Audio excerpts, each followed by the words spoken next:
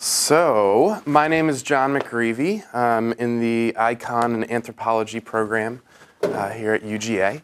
And what we're going to be talking today is about Haitian tree loss, how it's been described in the literature from different practitioners, and how my previous research and some of my ongoing research into the literature has supported a different view rather than what a lot of the practitioners are looking at. So this is a big shift. It won't be very surprising for some of you that already think in a systems mindset, but it's tracing a progression of the way that tree loss has been thought about in Haiti. And also the concept of blame, and so these people, and who is blamed for this resource loss, even though a vast majority of this resource loss occurred before a lot of these people were actually here. So that's where this comes in at the bottom, if you can see it. Pote Mak Sonje, which means the bearer of the scar remembers. Basically, these people remember where a lot of this deforestation has come from, even if the outsiders that are there for short periods of time might not recognize where that comes from. So what is happening? This is one of the more famous images of Haiti pre the earthquake. It was known largely for its deforestation, for having a last name of the poorest country in the Western Hemisphere, commonly go back to back. Reason being, this picture, this is the Dominican Republic over here, this is Haiti. There's an actual line that you can see where the deforestation has occurred. The sources in terms of the amount of deforestation are crazily different. The most common that I've seen is that from the time of Columbus, there was 80% tree cover to right now, there's about 1.5 to 2% tree cover. So if you consider that and then consider that the vast majority of the Haitian population uses trees as their primary fuel source, that means that we have some issues that occur. There's some differences in vulnerability, differences in resilience. I'm going to link them in my future research, specifically to climate change, which we'll talk about in a second, but there's a whole host of issues that are going on. These are all pictures that I took from the air flying over the region that I've been studying. I was in the field in 2012 and some of 2013, also in 2010 and 2007 doing some undergraduate work as well. And so we see different farmers. There's a big drought going on in the region. There's this notice of climate change, even though they don't have that education of what climate change is. It's an observed things are changing in the region. So this is a big, scary-looking chart, right? But we're not going to worry too much about it. Just know that from my master's research, I was looking at the cyclical nature of what was going on, that it seemed to be not very linear, but the way that the local people described it, the way that the literature described it, how these factors interact seemed to be something very interconnected. You have poverty, corruption, illness, hunger, all these things we hear about on the news, leading to this deforestation, which we don't hear about quite as much. I'm a little biased, but I think it has a big impact on the poverty as well. So that for charcoal and timber production, 80% of the fuel use in the country is trees cut down and used for charcoal. And then that leads to soil erosion and degradation, leads to poor crop yields, disaster vulnerability. And if you have these outside factors coming into play, which I'll talk about in a second, that leads to this continuation, this catalyzation of the cycle. We won't really get too hung up on these factors, just know that I have a long list of things that I studied on the initial factors that started this cycle, some of which being reparations, the Haitian slave revolt in 1804, being the second country in the Western Hemisphere after ourselves, and then them having to pay back millions and billions of dollars over time for destroying their landowners' property, or destroying the slave owners' property. And then catalyzing factors ongoing right now, factors such as this climate variability was the most common thing cited. Other factors included decreased livelihood viability with changes in economic pressure. Rice from the United States is now half the price of Haitian rice. So if you have Haitian farmers, that's going down as well. So that's continuous in this cycle. But we're going to look at how other people look at it. So in the 1950s, 1960s, a little bit before then, there's been reforestation initiatives going on for over half a century. And yet, still at this point in time, over 7 times as many trees are cut down as are planted, even though there's huge NGOs going on. So the original lineal causation model, what happens, paysan, that's a term they use for themselves. Peasant might be a derogatory term in this country. In that country, it's not. It's a source of pride. So they use the stock, which is the trees, and we're here on the outside, don't have any impact on anything at all. So that's the cause of what's going on. The solution, Well, we plant trees, we come in, save the day, and then, excuse my satire, but, and then command and control that by blocking off their access to the sock, saying, hey, you can't use that at all. And then, most importantly, education. You have to educate them because they don't know what they're doing. So that's this mindset that was occurring in the 50s, 60s, bordering into the 80s, and still sometimes goes on to this very day, as we all know. And then it changed a little bit with a guy named Gerald Murray from the University of Florida. He did a 20-year study on what the economic impacts on farmers that can be had from agroforestry. So you have this idea of, okay, we're not going to inhibit their access to the stock. What we're going to do is we're going to plant it, but we're going to educate them on how to use that stock properly, how to reforest it. It sounded like a great idea. There was a lot of momentum, and a lot of your textbooks that you might use, Murray is used as one of the prime examples of a successful applied anthropology approach. So this is just another way of looking at that very first model, kind of broke apart a lot of the fluff. I don't think it's fluff, but to look at this peasant interaction with stocks, and that cycle, we'll just have that all in here, and then these outside pressures that are coming in. So from my research, from what the local people were saying, most importantly, thinking about, as Berkey says, looking at those local resource users as some of the most intelligent on how to use the land. They were talking about these factors that they saw impacting their need to cut down trees. Repeated again and again as pieds boyaux, c'est la vie, trees are life. They understand this, but there's still this education component in every single reforestation initiative, or most, saying that, hey, you guys need to be educated on how these trees are important. When really, from everything that I've seen, that's not the issue at all. Things that are occurring instead are there's outside forces that are interacting and preventing them from being able to use this resource sustainably. So then you ask, what do we do about this? Well, we have a population over here, the blonde. Sorry, I didn't say what that means. Blonde means white. It's not a derogatory term either, but it doesn't mean literally white. It means any outsider into the country.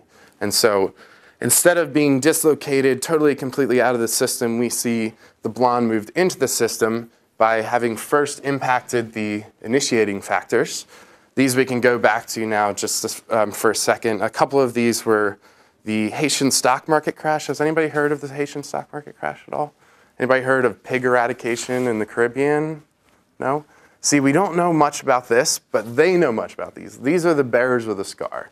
And they continually talk about this in all these interviews. Basically what happened in the 80s, there was a swine flu epidemic in the country throughout the Caribbean. And that actually wasn't that big in Haiti, but they were going to do, by they I mean outsiders, America, France, decided that they're going to take action. And what that meant was they were going to round up all the pigs in the country, all of them, and slaughter them.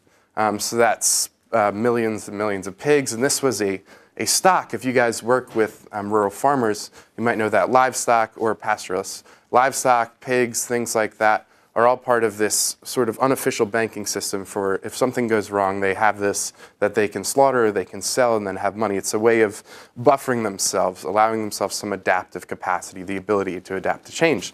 So basically what happened was these were all rounded up, they were killed, but then they were given these white American pigs instead of Creole pigs, and all the American pigs died because they couldn't survive in the environment. So what we had, they called it the Haitian stock market crash. At that point in time, that's one of these initiating factors that initiates this current cycle. Other catalyzing factors, la pluie pas tomber was the most common thing I heard in all of my interviews during my master's research, basically that the rain doesn't fall. And that was an all-encompassing view of the rain not falling, the rain falling at different times so that grub worms got in the shallot crops, which they called AIDS, actually, because, quote, it's the worst, and that these grubs would eat their crops. And so just a few shifts in weeks and months of when that rain came could result in complete annihilation of all their crops.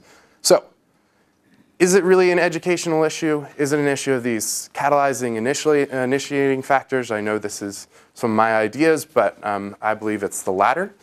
And then what do we do about that? So that's where my research is going right now in terms of what to do at this point in time. A few ideas that I have. I'm looking a lot into the adaptive capacity literature. That focuses, basically, it looks at the ability to adapt to changing environment, the ability that people have to adapt into a desirable state. So there is a value judgment there. And it it is whose desirable state. There's a lot of questions in those political terms with that. But that's one thing that I'm looking into, is how do we say, look at these catalyzing factors that are going on, buffer them, increase the adaptive capacity, decrease to the ability to push away sensitivity to these factors, push away exposure to these factors, and believe it or not, educating the outsiders. So educating outsiders going in, shift that around so that the stream of education is not towards the local people, but to the outsiders that are coming in and might have projects in multiple different countries, and say, hey, we need to understand the history of how things have gone wrong in this country if we're going to do anything. Present a totally different model that goes from the simplified, the peasants are the problem, to the world is a really complex place that's interconnected, and our problems need to address that. So that is it. Merci and Bill. Thank you.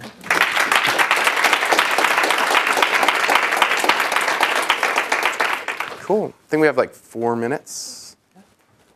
Questions? Yeah, in the back. Yeah, you're not going back. Yeah. Just a question about, in systems thinking, it's often criticized by scholars for not addressing issues of power. Mm-hmm. And you're talking around that, definitely. Yeah. How do you, when you're talking about buffering adaptive capacity or increasing resilience and improving adaptive capacity and lessening vulnerability and all of this, how do you imagine your interviews and your research will address issues of power and how like that model power fits? Yeah, that's a very good question. And yeah, in my head, everywhere. In the mind of people that I work with, maybe not so much. I see it coming in a little bit in this section over here, in the education component, because there's not a lot of understanding from my research in terms of people working in that region, the power that they have in seemingly equal partnerships and in that type of thing. So yeah, and then really addressing, when we look at adaptive capacity, it would be in these regions, looking at adaptive capacity for whom and for what purpose. And I think those are very big issues that I need to do some more reading on and think about for sure, but that's definitely something I'm concerned with. Mm-hmm. Yeah? I was just wondering if you could explain what factors you think are going to drive adaptive capacity, like what exactly are you going to do and things that are going to tell you more or less? Oh, determining how much adaptive capacity you have? Okay. Yeah, I'd say a sort of buffer system that allows local people in instances where maybe the shallots are eaten up, they have the ability to adapt and shift to a diversified portfolio of different options is one thing. There was a big shift into monoculture from outsiders who saw the problem of being too many diverse crops, not knowing how to farm, and shifting to monoculture, which is, as many people have argued, a very unadaptive program, not very much adaptive capacity. So those would all be factors that you could look at. It is really hard to quantify. It is very different. It might look different for different people, for people that don't farm at all, that sort of thing. But I'd say diversity of crops is at least one thing that would look at as well. Mm-hmm. Yeah. This question is for all these presentations. Yeah. Like, how do you visualize that traditional institutes have to change so as to make sure that there is adaptive governance? Traditional institutes? Because the last 2 or 3 or 4 presentations, you're talking about adaptive governance and resilience and whatnot. Mm-hmm. The problem is that traditional institutes and their mandates, how we should change those institutes, their mandates, so as to facilitate adaptive governance. That's a very interesting point. In my particular context, I'm not as well versed in some of these others. In Haiti, these traditional institutes have been kind of pushed aside a lot. It's now called the Republic of NGOs because there's more outsiders per capita in NGOs than anywhere else in the history of the world. And so we're really talking about what institutes have the power at this point in time. Local institutions have very little power. Even the national government has very little power because of a history of corruption. So I don't know if I'm getting towards what you're talking about. Is that the kind of thing you're talking about? But that's the thing. Local institutes have only, they are the only force which can really help towards adaptive governance. Yes. And traditionally, as you are saying, those institutes are not recognized. So how the profile of governance should change so as to facilitate adaptive governance? Yeah, that's a very good point. I think changing the relationship with outsiders in terms of how much power is given to these local institutions compared to how much power is given to outsiders that are there for a limited amount of time is vital to the situation. So, and that in a lot of literature talking more than just some sort of partnership or participatory work, which is all these big catch-all words, but a truly participatory process. So.